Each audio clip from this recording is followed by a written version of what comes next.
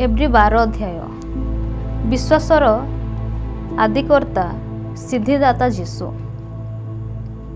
अतएव एडे बृहत मेलातुल्य साक्षी मानक द्वारा बेष्टित हेबारु आस आम्भे माने प्रत्येक भार ओ सहजरे बेष्टनकारी पाप परित्याग करी विश्वासर नेता ओ सिद्धदाता जीशु को लक्ष्य करी धैर्य सहकारे आम्भ मानकर गंतव्य पथरे धावमान हेउ। से आपणा सम्मुखस्थ आनंद निमंते अपमान तुच्छ ज्ञान करी धैर्य सह क्रूस्य मृत्युभोग कले। पुणी ईश्वरଙ୍କ सिंहासन दक्षिण पार्श्वरे उपविष्ट होइअछन्ति। ईश्वरଙ୍କର अनुशासनर सुफल। तुम्हे माने जेपरि आपणा आपणा मनरे श्रांत क्लांत न हुओ एथिपाई जे पापी मानଙ୍କ ठारू आपणा विरुद्धरे एडे प्रतिकूल चरण सह्य कले ताहार विषय विवेचना कर। तुम्हे माने पाप विरुद्ध रे युद्ध करी ए जाए रक्तव्यय पर्यंत प्रतिरोध करिनाह। आ पुत्र मानଙ୍କ प्रति तुम मानଙ୍କ प्रति उक्त एही उत्साह वाक्य भूली अछ।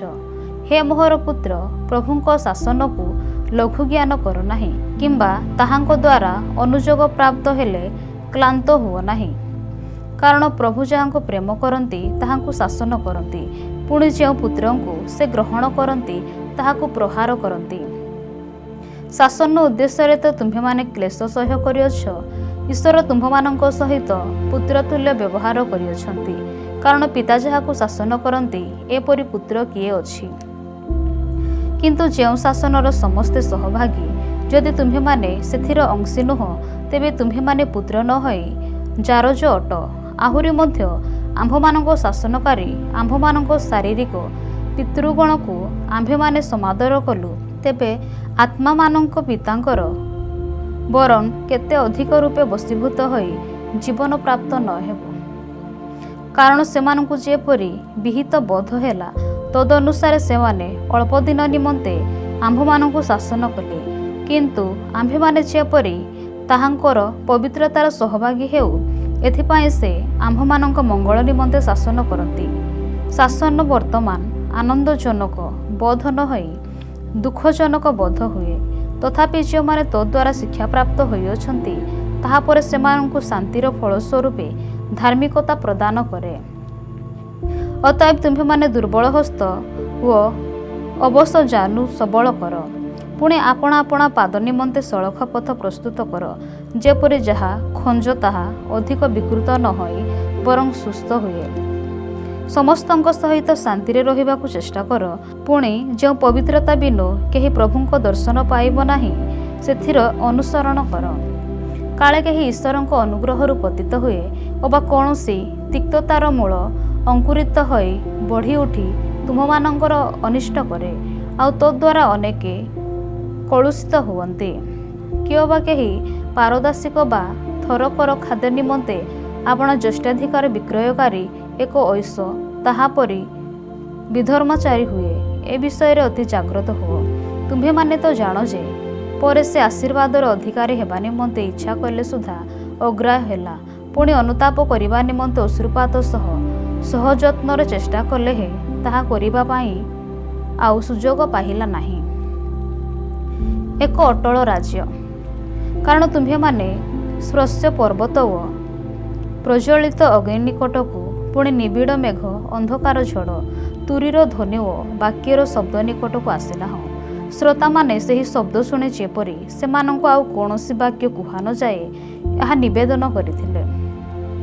जेणु कौनसी पशु सुधा जदि सही पर्वत स्पर्श करे तेबे से प्रस्तराघात हत हेबो। एही जो आज्ञा दिया जाइथिला तेहा से माने सह्य करि पारिले नाही।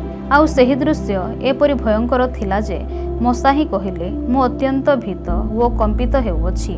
किंतु तुम्हे माने सियन पर्वत ओ जीवंत ईश्वरଙ୍କ नगर अर्थात स्वर्गीय जेरुसालाम असंख्य दूतवाहिनीଙ୍କ महोत्सव स्वर्गरे लिखित प्रथमजात मानଙ୍କର मंडली समस्तଙ୍କର विचारकर्ता ईश्वर सिद्धिप्राप्त धार्मिकता मानଙ୍କର आत्मागण नूतन नियमर मध्यस्थ जीशु पुणी जो सेचनर रक्तरे हेबलଙ୍କ रक्त अपेक्षार उत्कृष्टतार वाक्य कहे ताहा निकटक आसीअछ।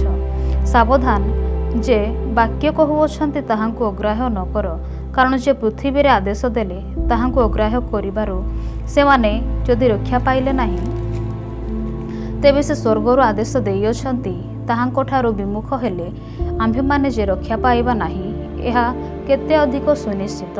ଯେତେବେଳେ ତାହାଙ୍କର ସ୍ୱର ପୃଥିବୀକି ଟଳମଳ କଲା, କିନ୍ତୁ ଏବେ ସେ ପ୍ରତିଜ୍ଞା କରି କହିଅଛନ୍ତି, ପୁନର୍ବାର ଆମ୍ଭେ ଯେ କେବଳ ପୃଥିବୀକୁ କମ୍ପାଇବା ତାହା ନୁହେଁ, ମାତ୍ର ଆକାଶରୁ ସୁଦ୍ଧା କମ୍ପାଇବା। ପୁନର୍ବାର ବୋଲି କହିବା ଦ୍ୱାରା ଏହା ବୁଝାଯାଏ ଯେ ଅଟଳ ବିଷୟକୁ ରହିବା ନିମନ୍ତେ ଟଳମଳ ବିଷୟ ଅର୍ଥାତ୍ ସ୍ପଷ୍ଟ ବିଷୟ ସ୍ୱରୂପ ପରିବର୍ତ୍ତନ ହେବ। ଅତଏବ ଅଟଳ ରାଜ୍ୟ ପ୍ରାପ୍ତ ହେବାରୁ ଆସ ଆମ୍ଭେମାନେ କୃତଜ୍ଞ ହୋଇ ଭୟ ଓ ଭକ୍ତି ସହକାରେ ଈଶ୍ୱରଙ୍କର ସନ୍ତୋଷଜନକ ଉପାସନା କରୁ, କାରଣ ଆମ୍ଭମାନଙ୍କର ଈଶ୍ୱର ଗ୍ରାସକାରୀ ଅଗ୍ନି ସ୍ୱରୂପ। ଏବ୍ରୀ 13 ଅଧ୍ୟାୟ। ଈଶ୍ୱରଙ୍କ ସନ୍ତୋଷଜନକ ବଳି ସମୂହ। ଭାତୃପ୍ରେମ ସ୍ଥିର ହୋଇଥାଉ। ଆତିଥ୍ୟ ସତ୍କାର ନ ପାସର, ଯେଣୁ ତଦ୍ୱାରା କେହି କେହି ଅଜ୍ଞାତ ସାରରେ ଦୂତମାନଙ୍କୁ ଆତିଥ୍ୟ କରିଅଛନ୍ତି। ଆପଣମାନଙ୍କ ବନ୍ଧୀମାନଙ୍କ ସହବନ୍ଦୀ ସ୍ୱରୂପେ ଜ୍ଞାନ କରି ପୁଣି ନିଜେ ଦେହଧାରୀ ଅଟ ବୋଲି ଜାଣି କ୍ଲେଶ ଭୋଗ କରୁଥିବା ଲୋକମାନଙ୍କୁ ସ୍ମରଣ କର। ବିବାହ ସମସ୍ତଙ୍କ ମଧ୍ୟରେ ଆଦରଣୀୟ ହେଉ ଓ ତାହାଙ୍କର ଶଯ୍ୟା ଶୁଚି ହେଉ, କାରଣ ଈଶ୍ୱର ପାରଦାରିକ ଓ ବ୍ୟଭିଚାରୀମାନଙ୍କ ବିଚାର କରିବେ। ଆଚାର ବ୍ୟବହାରରେ ଧନଲଭ୍ୟ ଶୂନ୍ୟ ହୁଅ। ତୁମ୍ଭମାନଙ୍କର ଯାହା କିଛି ଅଛି ସେଥିରେ ସନ୍ତୁଷ୍ଟ ଥାଅ, କାରଣ ସେ ନିଜେ କହିଅଛନ୍ତି, ଆମ୍ଭେମାନେ ତୁମ୍ଭକୁ କେବେହେଁ ଛାଡ଼ିବା ନାହିଁ, ଆମ୍ଭେ ତୁମ୍ଭକୁ କେବେହେଁ ପରିତ୍ୟାଗ କରିବା ନାହିଁ।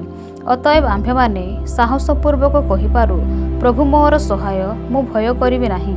ମନୁଷ୍ୟ ମୋହର କ'ଣ କରିବ? ଯେଉଁମାନେ ତୁମ୍ଭମାନଙ୍କୁ ଈଶ୍ୱରଙ୍କ ବାକ୍ୟ କହିଥିଲେ, ତୁମ୍ଭମାନଙ୍କର ଏପରି ନେତାମାନଙ୍କୁ ସ୍ମରଣ କର।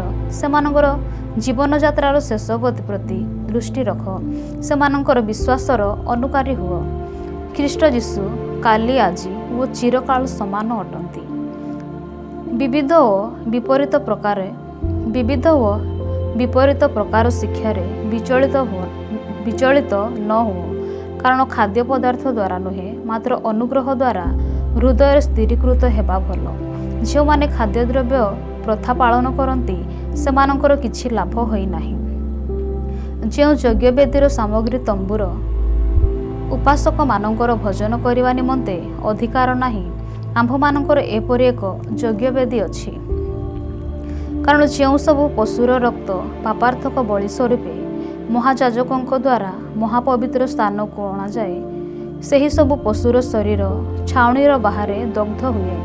ଏଥିସକାଶେ ଯୀଶୁ ମଧ୍ୟ ଆପଣା ରକ୍ତ ଦ୍ୱାରା ଯେପରି ଲୋକଙ୍କୁ ପବିତ୍ର କରନ୍ତି, ଏଥିପାଇଁ ନଗର ଦ୍ୱାରର ବାହାରେ ମୃତ୍ୟୁଭୋଗ କଲେ। ଅତଏବ ଆସ ଆମ୍ଭେମାନେ ତାହାଙ୍କ ପରି ନିନ୍ଦା ସହ୍ୟ କରି ଛାଉଣୀର ବାହାରେ ତାହାଙ୍କ ନିକଟକୁ ଯାଉ। କାରଣ ଏଠାରେ ଆମ୍ଭମାନଙ୍କର ଚିରସ୍ଥାୟୀ ନଗର ନାହିଁ, କିନ୍ତୁ ଆମ୍ଭେମାନେ ଆଗାମୀ ନଗରର ଅନ୍ୱେଷଣ କରୁଅଛୁ।